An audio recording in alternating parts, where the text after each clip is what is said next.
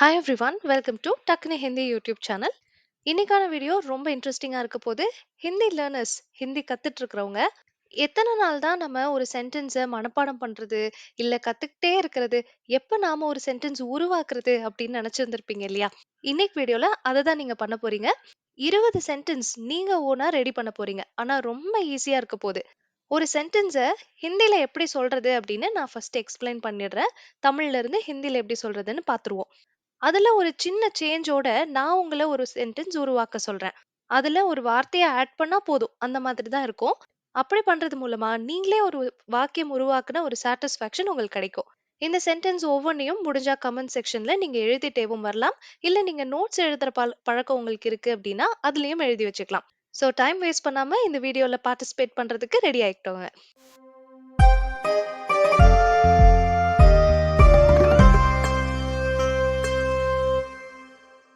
இப்ப நீங்க ரெடியா இருப்பீங்கன்னு நம்புறேன். ஃபர்ஸ்ட் சென்டென்ஸ் ஆரம்பிக்கலாம். எனக்கு சந்தேகம் இருக்கு. எனக்கு டவுட் இருக்கு. இத சொல்றதுக்கு முஜே ஷக் ஹே அப்படின்னு சொல்லணும். வார்த்தை வார்த்தையா தெரிஞ்சாதான் நீங்க வார்த்தை வார்த்தையா டிரான்ஸ்லேட் பண்ணிக்கிறதுக்கு வசதியா இருக்கும். ஒரு வாக்கியம் உருவாக்குறதுக்கு உங்களுக்கு வசதியா இருக்கும். சோ கவனிச்சுக்கோங்க. எனக்கு அப்படின்னா முஜே போடணும். எனக்கு முஜே. சந்தேகம்கான ஹிந்தி வார்த்தை ஷக். சந்தேகம் ஷக். இருக்குன்னு சொல்லணும்னா ஹே போடணும். இப்ப இந்த வார்த்தைகள்லாம் நீங்க உள்வாங்கினாதான் நீங்க சென்டென்ஸ் ரெடி பண்ண முடியும். அதனால நல்லா இன்னொரு வாட்டி கவனிங்க. எனக்குன்னா முஜே, சந்தேகம்னா ஷக், இருக்குன்னா ஹே. எல்லாத்தையும் ஒண்ணு சேர்த்து போடுங்க. முஜே ஷக் ஹே. எனக்கு சந்தேகம் இருக்கு. முஜே ஷக் ஹே. இப்போ நீங்க ரெடி பண்ண போற சென்டென்ஸ் இதுதான். எனக்கு சந்தேகம் இல்லை. எனக்குங்கிற வார்த்தை என்னன்னு படிச்சுட்டீங்க. சந்தேகம்னா என்னன்னு படிச்சுட்டீங்க. இது ரெண்டையும் அப்படி அப்படியே ஹிந்தில மாத்தி வச்சுக்கோங்க. உங்களுக்கு நல்லாவே தெரியும் இல்லைன்னா என்னன்னு. இல்லைன்னா நஹி. தெரியாதவங்களுக்காக சொல்றேன். இல்லை அப்படின்னா நஹி. இப்போ உங்களோட சென்டென்ஸ் ரெடியா இருந்திருக்கும். டைம் எடுத்து ரெடி பண்ணிட்டு கமெண்ட் செக்ஷன்லயோ இல்ல உங்க நோட்ஸ்லயோ எழுதுங்க. டைம் வேணும்னு நினைச்சீங்கன்னா வீடியோவை பாஸ் பண்ணி வச்சுக்கோங்க. எனக்கு சந்தேகம் இருக்குன்னு நான் சொல்றத முஜே ஷக் ஹேன்னு சொன்னேன். நீங்க எனக்கு சந்தேகம் இல்லைன்னு ஹிந்தில சொல்லணும். இந்நேரத்துக்கு நீங்க முடிச்சிருப்பீங்கன்னு நம்புறேன். அடுத்த சென்டென்ஸ் போகலாம். இப்படி நடக்க தான் செய்யும் அப்படின்னு சொல்லுவோம் இல்லையா? இந்த மாதிரிலாம் நடக்கும். அத சொல்றதுக்கு ஐசா ஹோதா ஹே அப்படின்னு சொல்லணும். ஐசா ஹோதா ஹே. ஐசானா இப்படி. ஹோதா ஹேனா நடக்கும். ஹேப்பன்ஸ். இங்கிலீஷ்ல சொல்லணும்னா ஹேப்பன்ஸ். ஐசா ஹோதா ஹே. இப்படி நடக்கும். அப்போ நீங்க உள்வாங்கிக்க வேண்டிய வார்த்தை இப்படின்னா ஐசா வரும். எந்த இடத்துலனாலும் நான் என்ன வாக்கியம் கொடுக்கறதா இருந்தாலும் எங்க நான் இப்படின்றத சொல்றேனோ அப்பெல்லாம் நீங்க ஐசாங்கிற வார்த்தையை யூஸ் பண்ற மாதிரி இருக்கும். அண்ட் நடக்கும் அப்படின்னா ஹோதா ஹே. இப்போ உங்களுக்கான சென்டென்ஸ். இப்படி நடக்காதுன்னு சொல்லுங்க. இப்படி நடக்காது. குட். இன்னொரு ட்ரை பண்ணிருப்பீங்க. டைம் தேவைப்பட்டதுன்னா வீடியோவை பாஸ் பண்ணிட்டு பொறுமையா யோசிச்சு எழுதுங்க. கமெண்ட்ஸ் பார்க்க பார்க்க தான் உங்களுக்கு ஆன்சர் தெரிஞ்சுக்க முடியும். அதனால கமெண்ட் செக்ஷனையும் நீங்க ஒரு வேளை வீடியோ போட்டு ரொம்ப நாள் கழிச்சு இல்ல ரொம்ப நேரம் கழிச்சு பார்க்குறீங்கன்னா கமெண்ட் செக்ஷனையும் செக் பண்ணி பாருங்க. அடுத்த சென்டென்ஸ் போறோம். நான் ஒத்துக்கிறேன் அப்படின்னு சொல்றதுக்கு மே செஹமத் ஹூ அப்படின்னு சொல்லலாம். இது ஒரு விதம். மே மான்தா ஹூ, மே மான்தி ஹூ, இந்த மாதிரி விதங்களும் இருக்கு. இது ஒரு விதம். மே நான், செஹ்மத் ஹூ அப்படின்னா ஒத்துக்கிறேன்னு அர்த்தம். அப்போ நம்ம உள்வாங்கிக்கோங்க. நான்னா மே, ஒத்துக்கிறேன்றதுக்கு செஹமத் ஹூ அப்படிங்கிறது வார்த்தைகள். இப்போ உங்களுக்கான கொஸ்டின். நான் ஒத்துக்க மாட்டேன்னு சொல்லணும். நான் ஒப்புக்கொள்ள மாட்டேன். நான் ஒத்துக்கிறேன் மே செஹமத் ஹூ. அப்ப நான் ஒத்துக்க மாட்டேன்னு எப்படி சொல்றது? என்ன சேர்க்கணுங்கிறது உங்களுக்கு நல்லாவே தெரியும். இந்த இல்லைங்கிறதுக்கெல்லாம் என்ன சேர்ப்போமோ அதே தான் இங்கேயும் சேர்க்கணும். உங்களால இந்த சென்டென்ஸை ஈஸியா மேக் பண்ண முடியும். நம்பிக்கையோட ட்ரை பண்ணுங்க. அடுத்த வாக்கியம், அடுத்த சென்டென்ஸ்க்கு போகலாம். எனக்கு இப்படி தோணுது. முஜே ஐசா லக்தா ஹே. முஜே ஐசா லக்தா ஹே. எனக்கு இப்படி தோணுது. அப்போ ஃபர்ஸ்ட் சென்டென்ஸ்ல நம்ம சொன்ன மாதிரி எனக்குங்கிற வார்த்தைக்கு என்ன யூஸ் பண்ணியிருக்கோம்? முஜே யூஸ் பண்ணியிருக்கோம். அடுத்த சென்டென்ஸ்ல சொன்ன மாதிரி இப்படிங்கிற வார்த்தைக்கு என்ன யூஸ் பண்ணியிருக்கோம்? ஐசா யூஸ் பண்ணியிருக்கோம். இதுதான் நான் சொன்னது. நீங்க ஃபர்ஸ்ட்டே உள்வாங்கியிருந்தீங்க, அப்சர்வ் பண்ணி வச்சிருந்தீங்க அப்டின்னா, எனக்குங்கிற வார்த்தையும், இப்படிங்கிற வார்த்தையும் உங்களுக்கு இன்னொரு வாட்டி படிக்கணும்னு அவசியம் இல்ல. நீங்க ஆல்ரெடி படிச்சுட்டீங்க. இப்ப இத இன்னொரு வாட்டி யூஸ் பண்ணியிருக்கீங்க. அவ்வளோதான். எனக்கு, முझे, இப்படி, ஐசா, தோணுது அப்படிங்கிறது லக்தா ஹே. முझे ஐசா லக்தா ஹே. எனக்கு இப்படி தோணுது. முझे ஐசா லக்தா ஹே. இப்போ உங்களுக்கான கேள்வி, எனக்கு இப்படி தோணல. எனக்கு இப்படி தோணல. எனக்குன்ற வார்த்தை, இப்படிங்கிற வார்த்தை, தோணுதுங்கிற வார்த்தைய மட்டும் தோணவில்லை. இல்லை வருது பாருங்க. அந்த மாதிரி ஒரு வார்த்தைய உள்ள போடணும். அவ்வளவுதான் விஷயம். ட்ரை பண்ணுங்க. எழுதுங்க. அப்பதான் மைண்ட்லயும் நிக்கும். அது உங்க நோட்லயோ இல்ல கமெண்ட் செக்ஷன்லயோ. அடுத்த கேள்வி, அடுத்த சென்டென்ஸ். எனக்கு இது வேணும். முझे ये चाहिए. மறுபடியும் அதே எனக்கு. எனக்குன்னா முझे. இது அப்படிங்கிறதுக்கு என்ன சொல்றோம்? ஏ. இன்னும் சில பேர் யஹ்ன்னு சொல்லுவாங்க. ஆனா பேச்சு வழக்குன்னு வரும்போது யஹ் பெருசா யாருமே பயன்படுத்துறது இல்ல. அதனால நம்ம விட்டுறோம். ஏ அப்படிங்கிறதே எடுத்துக்கிறோம்.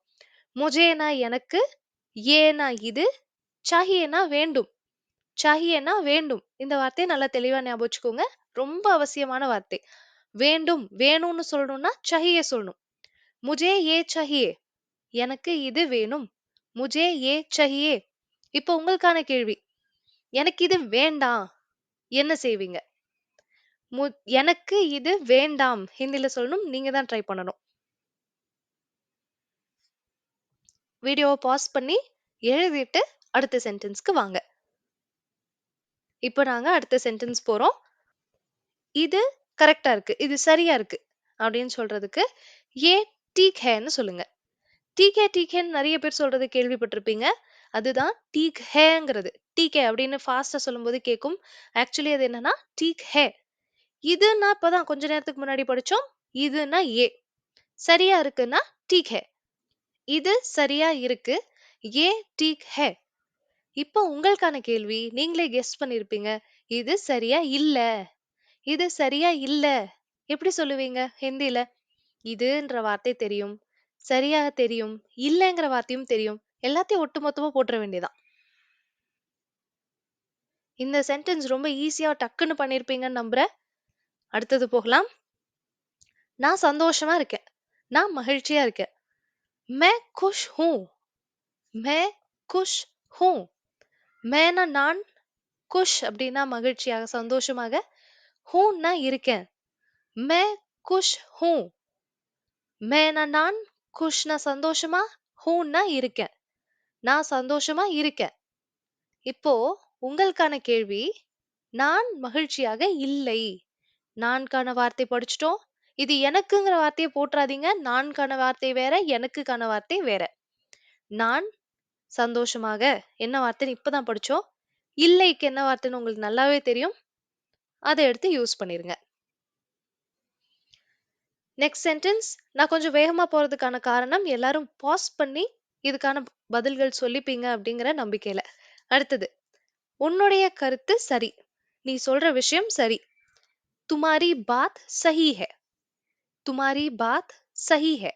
இது வந்து கரெக்ட்ன்னு சொல்றோம் இல்லையா? ஒரு விஷயம் கரெக்ட்ன்னு சொல்றதுக்கு நம்ம சஹிங்கிற வார்த்தைய யூஸ் பண்ணலாம்.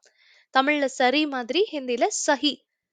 துமாரி பாத் அப்படின்னா உன்னுடைய கருத்து, இல்ல நீ சொல்லக்கூடிய விஷயம், இதுதான் நம்ம துமாரி பாத்ன்னு சொல்றது.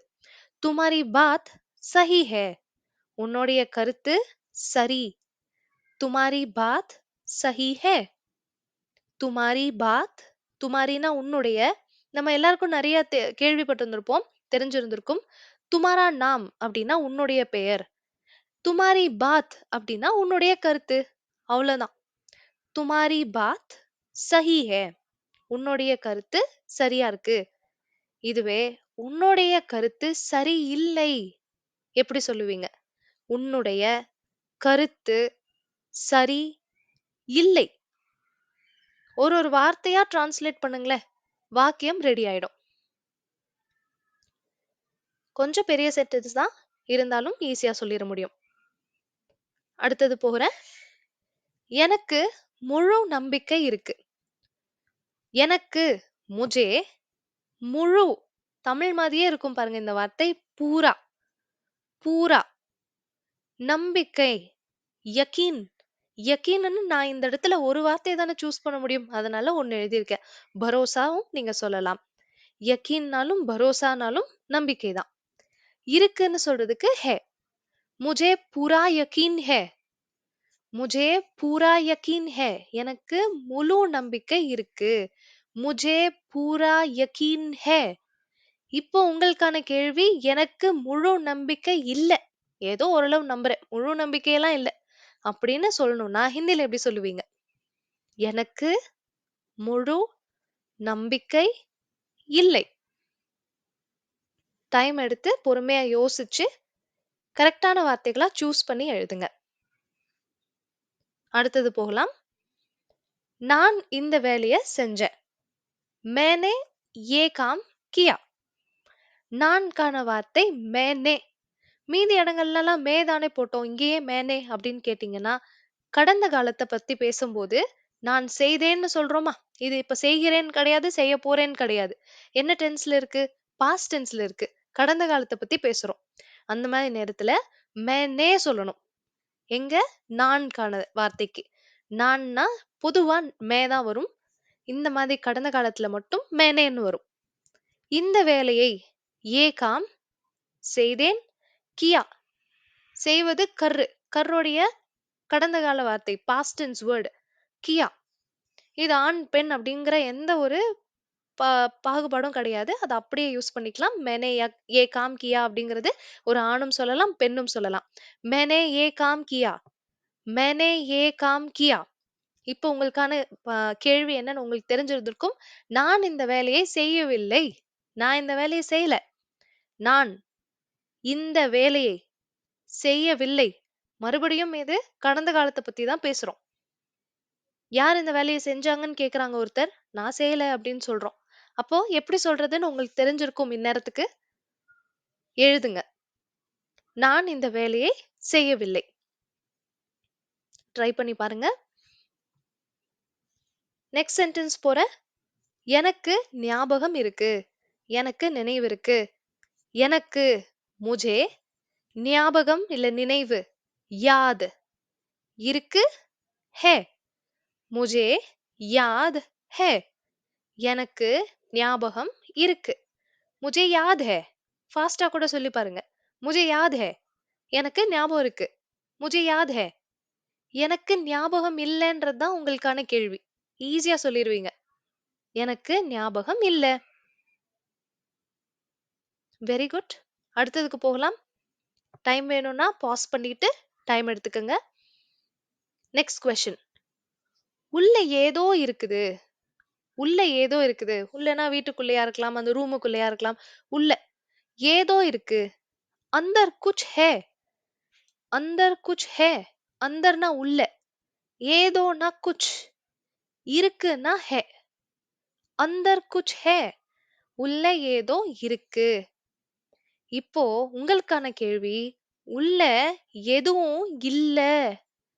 ஒரே ஒரு வார்த்தைய சேஞ்ச் பண்ணா போதும். ஆன்சர் வந்துரும். பார்க்கதான் கஷ்டம் மாதிரி தெரியும்.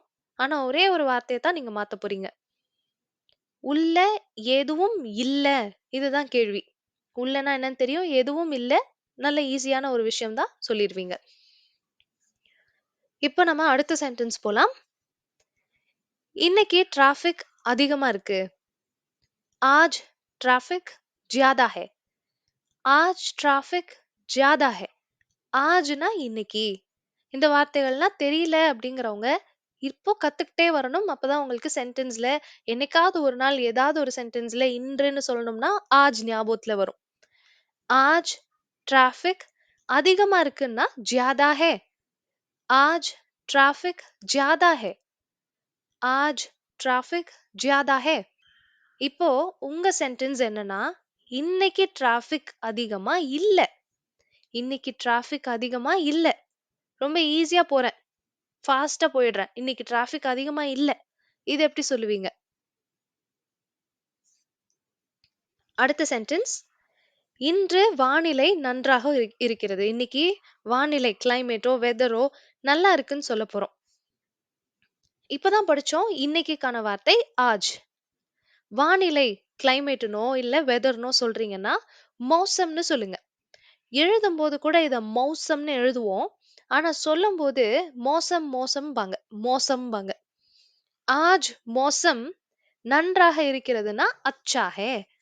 ஆஜ் மௌசம் அச்சா ஹே. நீங்க எப்பல்லாம் வெளிய போறீங்க, மழை பெய்ற மாதிரி இருக்கு அப்டின்னா, ஹிந்தில ஏதாவது பேசிட்டு இருக்கீங்கன்னா, இந்த சென்டென்ஸ் கூட சொல்லலாம். ஆஜ் மௌசம் அச்சா ஹே. ஆஜ் மௌசம் அச்சா ஹே. இதுவே இன்னைக்கு வானிலை நல்லா இல்லன்னு சொல்றதுக்கு ஈஸியா சொல்லிருவீங்க. நீங்க ட்ரை பண்ணுங்க. இன்னைக்கு வானிலை நல்லா இல்ல. அடுத்த கொஸ்டின் போறேன். அடுத்த சென்டென்ஸ். நான் சாப்பாடு சாப்பிட்டேன். இதுவும் பாருங்களேன், கடந்த காலத்துல இருக்குதா? நான் உணவு சாப்பிட்டேன். நான் சாப்பாடு சாப்பிட்டேன். கடந்த காலம், அதாவது நடந்து முடிஞ்சிருச்சு, பாஸ்ட் டென்ஸ். அப்ப நான்கான வார்த்தை மே போடணுமா? இல்ல மேனே போடணுமா? மேனே போடணும். இதுக்கு முன்னாடியே இதே மாதிரி ஒரு விஷயம் படிச்சோம். செய்தேன்னு இருந்தது. அதே மாதிரி சாப்பிட்டேன்னு இருக்கு. அப்ப வெறும் மே வேணா, மேனே போடுங்க. சாப்பாடுக்கான வார்த்தை கானா, சாப்பிட்டேன் அப்படிங்கிறது காயா. மேனே கானா காயா. நான் சாப்பாடு சாப்பிட்டேன். मैंने खाना खाया. நான் சாப்பாடு சாப்பிட்டேன். मैंने खाना खाया. இப்போ உங்களுக்கான கேள்வி, நான் சாப்பாடு சாப்பிடல. நான் உணவு சாப்பிடல. நான்னா என்ன சொல்லணும்? மறுபடியும் பாருங்க, இது கடந்த காலத்துல தான் இருக்கு. அப்ப நான்கு என்ன வார்த்தை வரும்? சாப்பாடுக்கு என்ன வார்த்தை?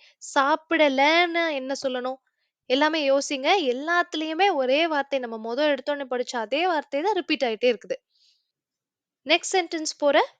எனக்கு பசிக்குதுன்னு சொல்லணும்னா, मुझे भूख लगी है. मुझे भूख लगी है. முஜேனா எனக்கு, பூக்னா பசி, லகி ஹேனா உணர்கிறேன் அர்த்தம். பசியாக உணர்கிறேன் அர்த்தம். முஜே பூக் லகி ஹே.